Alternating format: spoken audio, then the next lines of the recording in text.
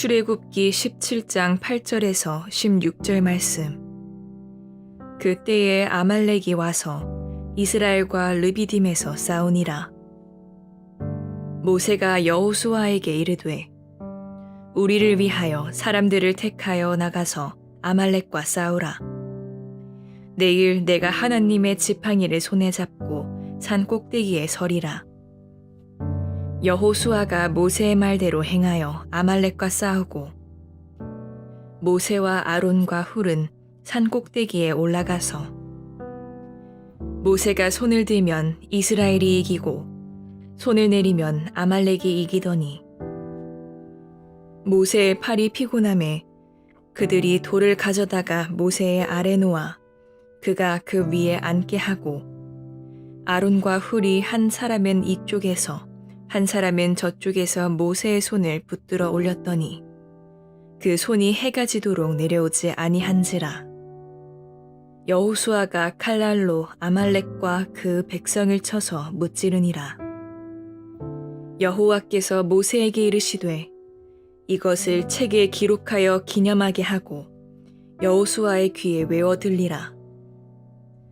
내가 아말렉을 없이 하여 천하에서 기억도 못하게 하리라. 모세가 제단을 쌓고 그 이름을 여호와 니시라 하고 이르되 여호와께서 맹세하시기를 여호와가 아말렉과 더불어 대대로 싸우리라 하셨다 하였더라. 샬롬. 오늘도 하나님의 말씀으로 하루를 시작하신 여러분들에게 하나님의 은혜와 평강이 충만하게 넘치시기를 간절히 축복합니다. 2025년 2월 27일 금요일 우리 출애굽기 17장 8절에서 16절 말씀을 가지고 하나님께서 인도하시는 방법이라는 제목으로 함께 말씀 나누도록 하겠습니다. 옛날에는 개인이나 마을에 문제가 생기면 마을의 연장자 또 지혜자를 찾아갔죠. 그러면 사람들이 거기서 해답을 찾곤 했습니다. 시대가 변하면서 질문이 생기면 책이나 백과사전을 찾아보던 것이 이제는 아무도 그런 사람 없죠.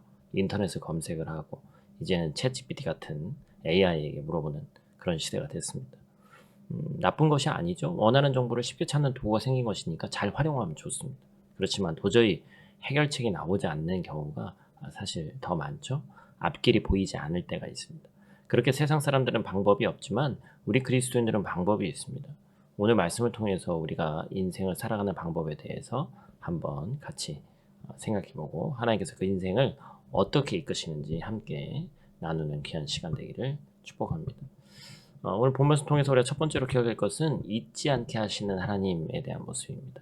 이스라엘 백성들이 광야에서 음식이 없다고 원망하니까 만나와 메추라기로 음식을 먹게 하셨고 물을 못 마셔서 하나님께 따지니까 반석에서 물이 터뜨려서 마시게 하셨죠. 그리고 이제 이스라엘은 다른 족속의 공격을 당하게 되죠. 8절 말씀.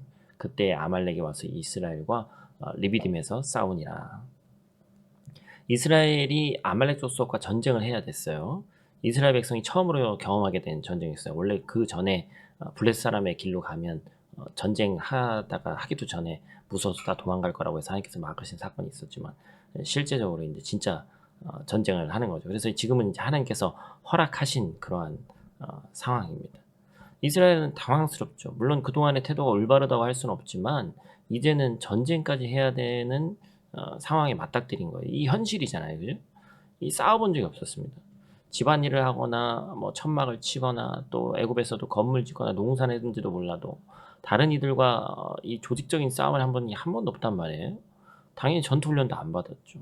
그런데 싸워야 됐고 광야라는 곳에서 싸우는 건 또 상상도 못할 일이죠. 그런데 지금 이스라엘을 공격하는 이 아말렉 족속들은 어떤 사람들입니까? 아주 호전적인 조상이 에서죠. 팥죽 한 그릇에 장자의 권리를 팔았던 에서의 이 손자가 아말렉이에요. 에서의 아들인 엘리바스와 첩 딥나 사이에서 태어난 아들이 아말렉인데 그런데 이 아말렉 족속과 이스라엘이 싸우는 거예요. 결국에 에서의 후손과 야곱의 후손이 싸우게 되는 것이죠.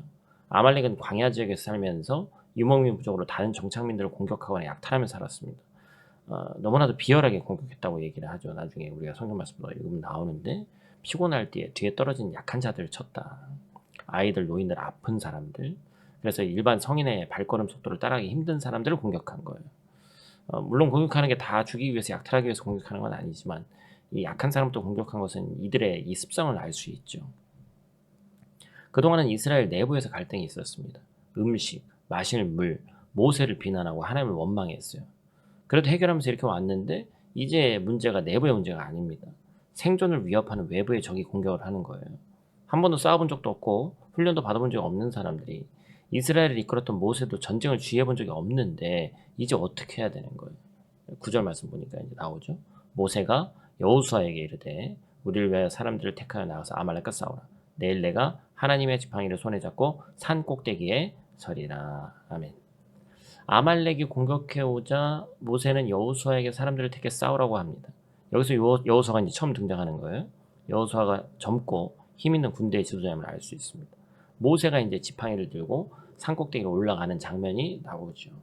하나님께서 우리에게 이제 모든 상황을 허락하시고 그것들을 통해서 하나님을 잊지 않는 그런 순간을 이제 만드십니다. 그죠? 싸울 수밖에 없는 상황을 만들고 잊을 수 없는 그런 특정한 어떤 순간을 만드는 거예요.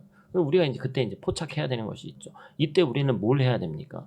싸울 수 있는 능력이 없는데, 훈련도 받아본 적이 없는데, 어떻게 싸워야 되는지도 모르는데 어떻게 해야 되냐는 것이죠. 거기에 대한 답을 하나님께서 해답을 주시는 것이죠. 오늘 본문 말씀을 통해서 두 번째로 알 수 있는 것이 그 답입니다. 기도로 싸우시는 하나님이죠. 전쟁의 상황을 처음 겪는 모세가 주저하지 않고 산꼭대기로 갔습니다.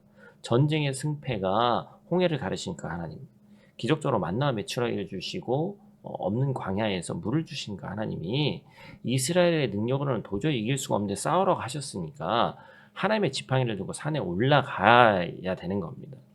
결국에 하나님 앞에 매달리는 방법밖에 없다는 걸 알았던 거예요. 지금까지도 그랬지만 하나님의 인도하심과 보호하심이 없다면 이들은 죽음 목숨인 거죠. 리더가 그것을 깨달은 겁니다. 그리고 산 꼭대기로 올라가서 기도를 했어요. 그런데 11절 말씀에 보니까 뭐라고 얘기합니까? 모세가 손을 들면 이스라엘이 이기고 손을 내리면 아말렉이 이겼다. 참 어찌 보면 황당한 일이죠. 근데 모세가 팔이 아프니까 함께 갔던 아론과 훌이 돌을 하나 가져와서 돌 위에 모세를 앉히고, 아론과 훌이 모세의 손이 내려가지 않도록 팔을 붙잡았습니다. 그러니까 해가 지도록 모세의 손이 내려오지 않았어요. 13절 말씀, 여호수아가 칼날로 아말렉과 그 백성을 쳐서 무찌르니라. 모세가 손을 드니까 이겼고 내리면 졌다는 것 자체가 말이 안 되죠. 결국 이것은 누가 이기게 하셨다는 거예요?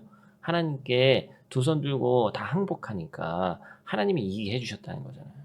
14절 말씀, 여호와께서 모세에게 이르시되 이것을 책에 기록하여 기념하게 하고 여호수아의 귀에 외워 들리라. 내가 아말렉을 없이 하여 천하에서 기억도 못하게 하리라. 아멘. 모세에게 책에 기록하게 하시고 여호수아에게 알려주라고 하십니다.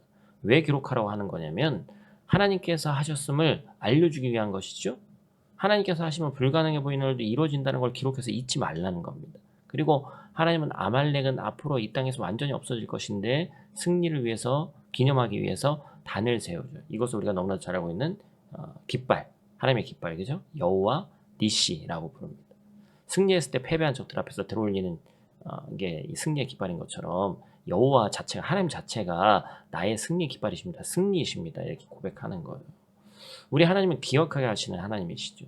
만나를 항아리에 보관해서 후손에게 알려주기를 원하셨던 것처럼 책에도 기록해서 알려주기를 원하시죠. 그만큼 우리 인간은 잘 안 믿고 잘 잊어버리기 때문에 그렇습니다. 하나님의 일하심을 잘 기억하시기 바랍니다. 잊어버리지 않도록 날마다 감사해야 되는 거예요. 더불어서 우리는 문제가 생기면 무엇을 해야 된다는 겁니까? 모세처럼 주저하지 않아야 돼요. 하나님의 지팡이를 들고 산 꼭대기로 올라갔습니다. 하나님 앞에 매달리는 거예요. 하나님께 살려달라고 하는 겁니다. 도무지 방법이 없기 때문에 그렇습니다. 기도로 돌파하는 법을 모세는 깨달은 거예요. 우리가 이제 8월 말에도 이제 근 2달 남았는데 많이 남은 것 같지만 이제 별로 안 남았죠. 수련회 있습니다. 옛날 우리 믿음의 선배들, 우리 한국에서도 어머니 아버지 세대, 그 윗세대는 뭐 했습니까? 문제 생기면 기도원 가고, 그죠? 한국은 얼마나 기도원들도 잘 돼 있어요. 수련회 뭐 하는 겁니까? 우리는 특히나 해외에서 젊은 또 가족들이 있기 때문에 어떤 가족 친화적인 프로그램도 있고 뭘 하고 하지만 사실 제일 중요한 건 수련회 가서는 기도예요. 그죠? 우리가 막 밤새워가면서 기도합니다. 여러분들에게 부담드리고 막 이러고 싶지는 않습니다. 그럼에도 불구하고 기도로 돌파하는 법을 배우는 거예요. 그게 바로 우리가 모이는 사실 그 이유죠. 우리가 이 아침에 하나님께 예배하는 것 그리고 기도하는 것이 하나님의 지팡이를 들고 산 꼭대기에 선 것인 줄로 믿습니다. 정말로 방법이 없고 희망이 없는 상황 가운데 그 상황을 반전시키고 우리에게 기도를 통해서 하나님이 일하시고 지혜를 주시고 그죠? 재정적으로 어려운데 어느 날 갑자기 돈이 뿅 하고 생기는 게 아니고 그것을 통해서 하나님께서 지혜를 주셔서 어떻게 해 나갈 길을 열어 주시는 거예요. 관계 때문에 어려운 분이 있습니까? 어떤 실수로 인해서 어려운 사람들이 있어요. 그 상황 관계를 위해서 기도하는 겁니다. 치유되고 생각지도 않은 분들에게 연락이 오고 그쵸?